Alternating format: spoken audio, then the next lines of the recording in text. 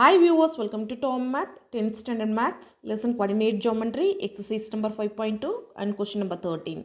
A quadrilateral has vertices at A, minus 4, minus 2, B, 5, minus 1, C, 6, 5 and D, minus 7, 6 show that the midpoints of its sides form a parallelogram.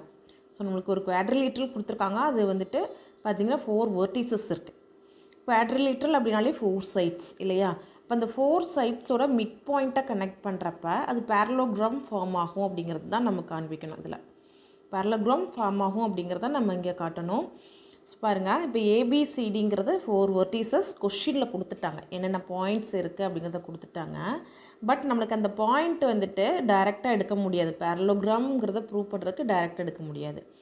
சரியா? Show that the mid points of it sides. So இந்த இந்த குவாட்ரிலேட்டரோட சைட்ஸோட mid point எடுக்கணும் first. இப்போ mid point எடுக்கிறப்ப என்னாகும்? AB mid point வந்துட்டு இங்கே எடுத்துக்கிறேன்.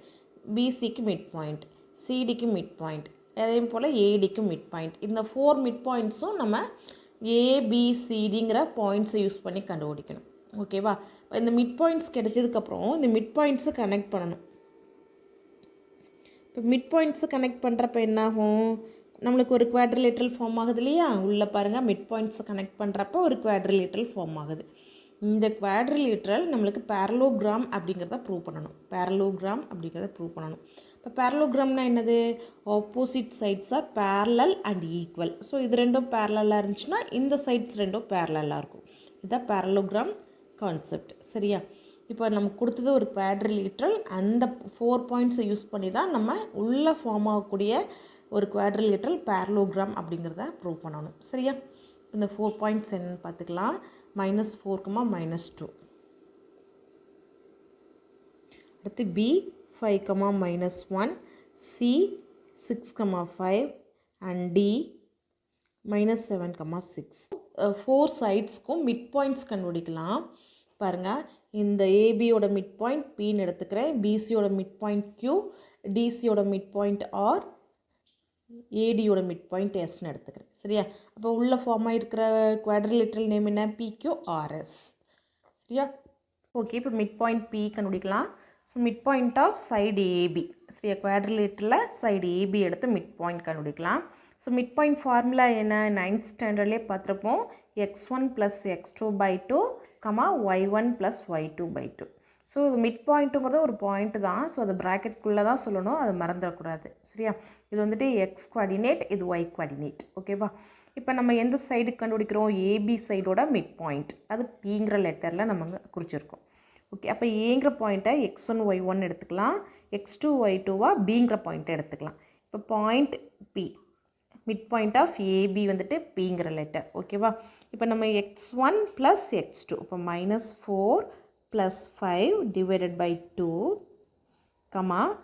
y1 + y2. அப்போ ப்ளஸ் போட்டு அதுக்கப்புறம் மைனஸ் போடுறதுக்கு எப்படி இருந்தாலும் மைனஸ் தான் வரும். மைனஸ் டைரெக்டாக போட்டுடலாம். Is ÷ 2. Okay, that is equal to, பாருங்கள், 5 - 4 1 தான் வரும், /2. ஓகே, இங்கே சேம் சைனில் இருக்குது, மைனஸ் சைனில். ஸோ அந்த சைன் எடுத்துக்கோங்க. இப்போ ஆட் பண்ணணும், சேம் சைன்லேருந்து ஆட் பண்ணணும். 2 + 1 3/2. ஓகே, இப்போ mid point of AB is 1/2, -3/2. இதான் வந்து பிங்கிற பாயிண்ட் கண்டுபிடிச்சிருக்கோம். அடுத்து மிட் பாயிண்ட் ஆஃப் பிசி என்னன்னு பார்க்கலாம். சரியா? மிட் பாயிண்ட் ஆஃப் பிசி வந்துட்டு கியூ என்னன்னு கண்டுபிடிக்கலாம். பாயிண்ட் பியை வந்து x1 y1ஆகவும் பாயிண்ட் சியை x2 y2ஆகவும் எடுத்துக்கலாம். மிட் பாயிண்ட் ஆஃப் பிசி பார்க்கலாம். q is equal to x1 + x2, 5 + 6/2, y1 + y2, -1 + 5/2. that is equal to 5 + 6 11, 11/2, 5 - 1 அப்படிங்கிறப்ப 4/2 வரும். ஓகே, இந்த ஃபர்ஸ்ட்டு எக்ஸ் கோஆர்டினேட்டை நம்ம எதுவும் மாற்ற வேண்டாம், அப்படியே வச்சுக்கோங்க. டெசிமலில் வரும் 2ஆல் டிவைட் பண்ணால். ஸோ அது அப்படியே இருக்கட்டும். 4 2ஆல் டிவைட் பண்ணால் 2. ஓகேவா? இந்த mid point of BC Q is equal to 11/2, 2. இதான் வந்துட்டு கியூங்கிற பாயிண்ட். நெக்ஸ்ட் பார்க்கலாம். மிட் பாயிண்ட் ஆஃப் சிடி பார்க்கணும். சி பாயிண்ட் x1 y1 எடுத்துக்கலாம், டி பாயிண்ட்டு x2 y2ன்னு எடுத்துக்கலாம். இப்போ வந்து மிட் பாயிண்ட் ஆஃப் சிடி வந்துட்டு ஆர் என்ன அப்படிங்கிறத பார்க்கலாம். மிட் பாயிண்ட் ஆஃப் சிடி, இப்போ ஆர் பாயிண்ட் என்னன்னு கண்டுபிடிக்கலாம். இப்போ வந்து x1 வந்து 6, x2 minus 7 by 2, comma y1 5 plus y2 6 by 2. Okay, that is equal to, இப்போ வந்து பார்த்திங்கன்னா greatest number 7ஓட சைன் மைனஸ் 7ன்றது 6 லெஸ் பண்ணிங்கன்னா 1 by 2. 5 plus 6 11 by 2. ஓகே, இதை நம்ம வந்து ஃபர்தராக டிவைட் பண்ண முடியாது, ஸோ அதோடு ஸ்டாப் பண்ணிக்கலாம். Point R, that is midpoint of CD is R, that is equal to minus 1 by 2, 11 by 2. Next, midpoint of AD S என்ன அப்படின்னு கண்டுபிடிக்கலாம். இப்போ ஏவை x1 y1 ஆகவும் டியை x2 y2 ஆகவும் எடுத்துக்கலாம். Midpoint of AD is S, that is equal to x1 plus x2. இப்போ minus 4 minus 7 by 2, comma y1 minus 2 plus y2 6 by 2. So பாருங்கள், ஃபஸ்ட்டு கோஆர்டினேட்லாம் ரெண்டுமே மைனஸில் இருக்குது நியூமரேட்டரில். அப்போ மைனஸ் சைன் போட்டு ஆட் பண்ணிங்கன்னா 11 வரும், by 2 போட்டுக்கலாம்.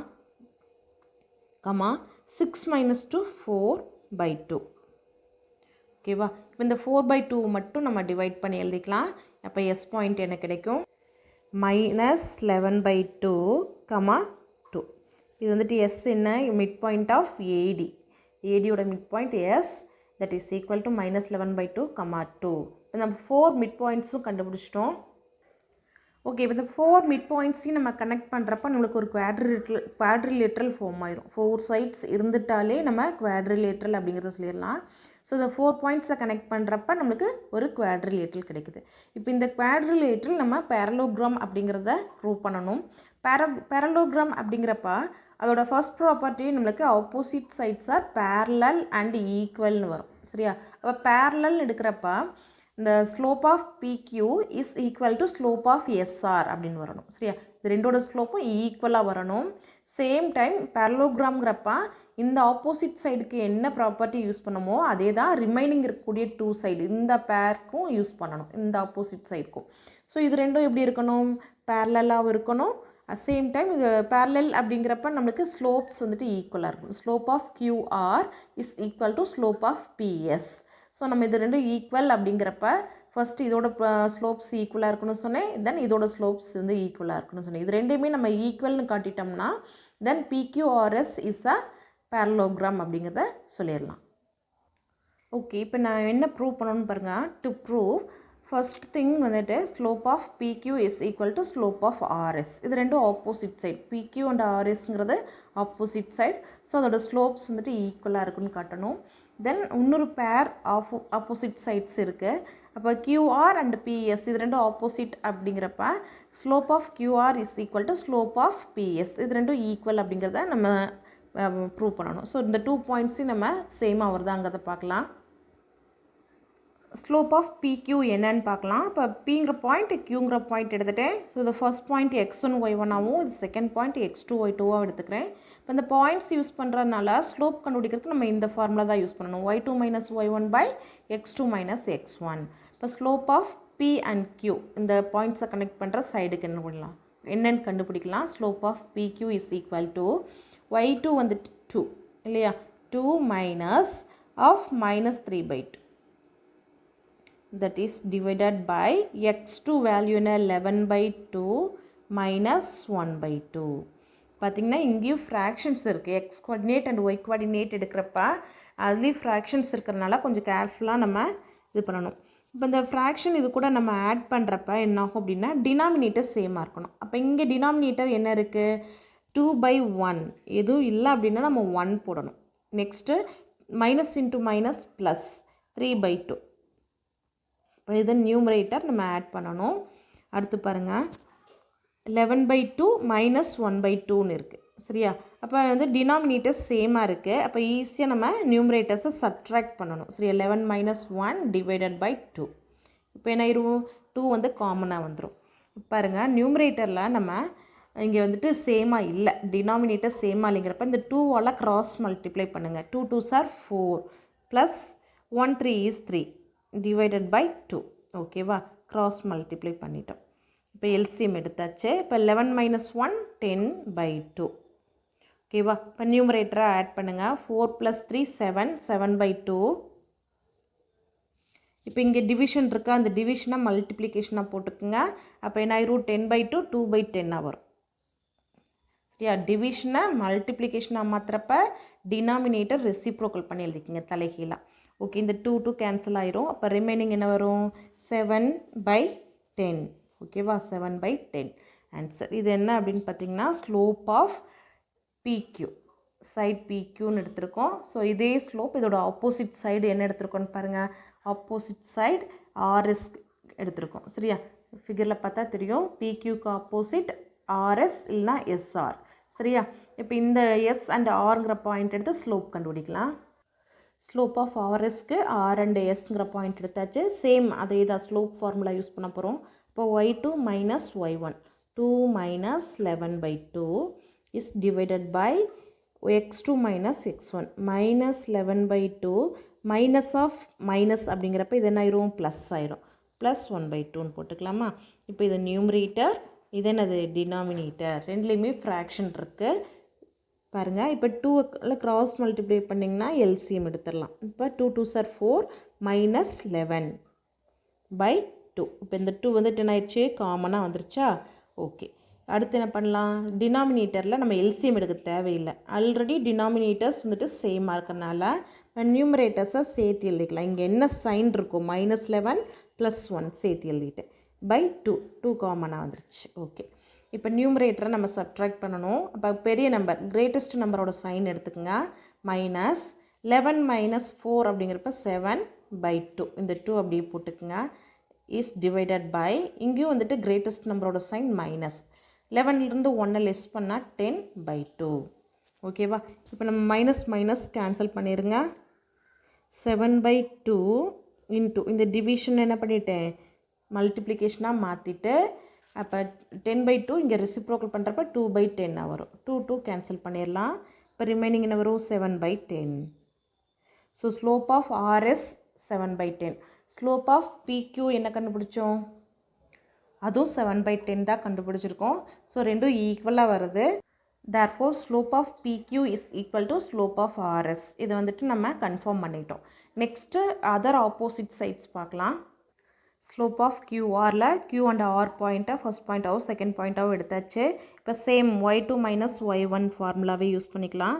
இப்போ y2 வந்துட்டு 11/2 minus 2 y1 is divided by x2 வந்துட்டு -1/2 minus 11/2.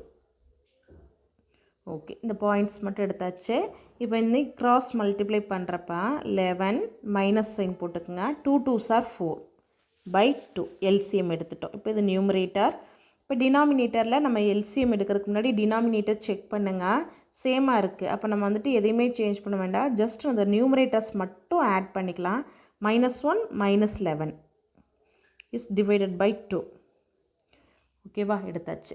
இப்போ நம்ம என்ன பண்ணிக்கலாம், அப்போ அந்த நியூமரேட்டர் ரெண்டையும் ஆட் பண்ணால் சைனை பேஸ் பண்ணி நம்ம ஆட் பண்ணணுமா இல்லை சப்ட்ராக்ட் பண்ணணுமாங்கிறத பார்க்கலாம். இப்போ 11 - 4 இங்கே சப்ட்ராக்ட் பண்ணணும். அப்போ என்ன ஆகும், 7/2 இஸ் டிவைடட் பை, ரெண்டுமே சைன் மைனஸில் இருக்கனால ஆட் பண்ணி சேம் சைன் போடணும், -12/2. ஓகேவா, இப்போ வந்து டிவிஷனில் இருக்காத நம்ம மல்டிப்ளிகேஷனில் எடுத்துகிட்டு வரலாம். இப்போ நியூமரேட்டரை நம்ம அப்படியே வச்சுக்கலாம். இந்த சைன் மட்டும் நியூமரேட்டருக்கு எடுத்துகிட்டு வந்துடுறேன். -7/2 டிவிஷனை மல்டிப்ளிகேஷனாக மாற்றிட்டு இங்கே டினாமினேட்டரை ரெசிப்ரோக்கல் பண்ணுறப்ப 2/12 வந்துடும், 2/12.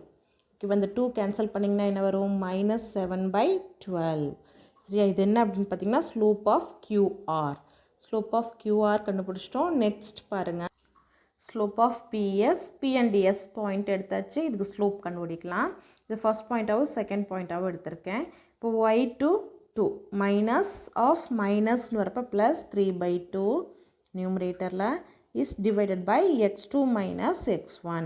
இப்போ -11/2 மைனஸ் x1 வந்துட்டு -1/2.